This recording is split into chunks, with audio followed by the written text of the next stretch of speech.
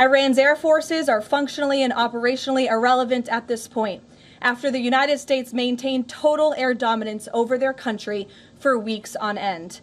To underscore the significance of this, before Operation Epic Fury, the Iranian Air Force would fly between 30 to 100 flights per day. Today, that number is 0. Iran's ability to fund and support its terrorist proxies has been greatly reduced. At this point, Iran can no longer distribute weapons to its proxies in the region.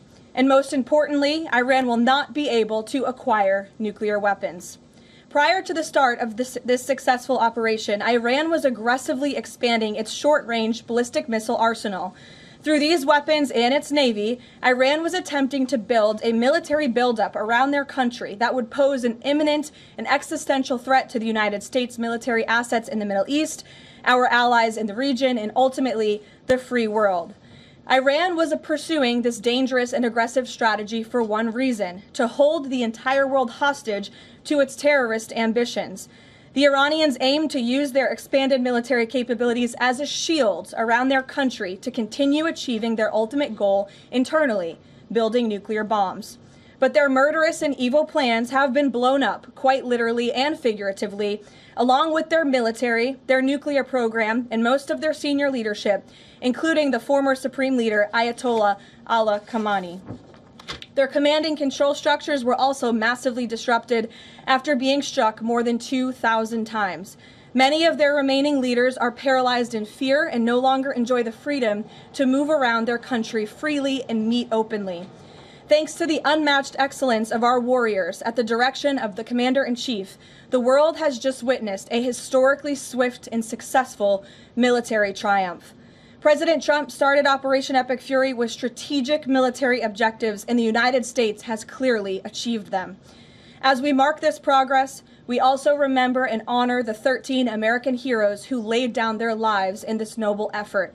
I know President Trump and our grateful nation honors their ultimate sacrifice, and we will never forget them. May God bless their families. The valiant efforts of all of our incredible service members created maximum leverage for the President of the United States, allowing he and his leadership team to engage in tough negotiations over the past couple of weeks that have now created an opening for a diplomatic solution in long-term peace in the Middle East. The President's maximum pressure and the leverage created by the success of Operation Epic Fury led to the Iranian regime asking for and ultimately agreeing to a ceasefire proposal with the United States. Iran could no longer tolerate being bombed or taking the gamble of what was to come following President Trump's 8 p.m. deadline last night. Iran has agreed to open the Strait of Hormuz, and as the President said, we have received a proposal from the Iranians that has been determined to be a workable basis on which to negotiate. I've seen a lot of inaccurate coverage today from the media about these negotiations and these plans already. So let me be clear and correct the record. The Iranians originally put forward a 10-point plan that was fundamentally unserious, unacceptable, and completely discarded. It was literally thrown in the garbage by President Trump and his negotiating team. Many outlets in this room have falsely reported on that plan as being acceptable to the United States, and that is false. With the President's deadline fast approaching and the United States military completely decimating Iran with each passing hour, the regime acknowledged reality to the negotiating team. They put forward a more reasonable and entirely different and condensed plan to the President and his team. President Trump and the team determined the new modified plan was a workable basis on which to negotiate and to align it with our own 15-point proposal. The President's red lines, namely the end of Iranian enrichment in Iran, have not changed. And the idea that President Trump would ever accept an Iranian wish list as a deal is completely absurd.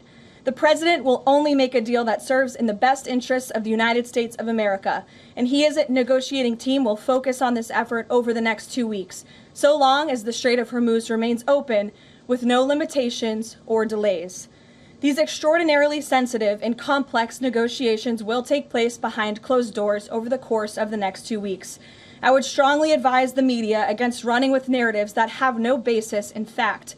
What Iran says publicly or feeds to all of you in the press is much different than what they communicate to the United States, the President, and his team privately. Never underestimate President Trump's ability to successfully advance America's interests and broker peace. President Trump has a proven track record of achieving good deals on behalf of the United States and the American people, and he will only accept one that puts America first. With that, I will take your questions today. I'm sure you have a lot of them. In our new media seat, we have Shane Harris with the AMAC Newsline. Shane, thank you for being here. Why don't you kick us off?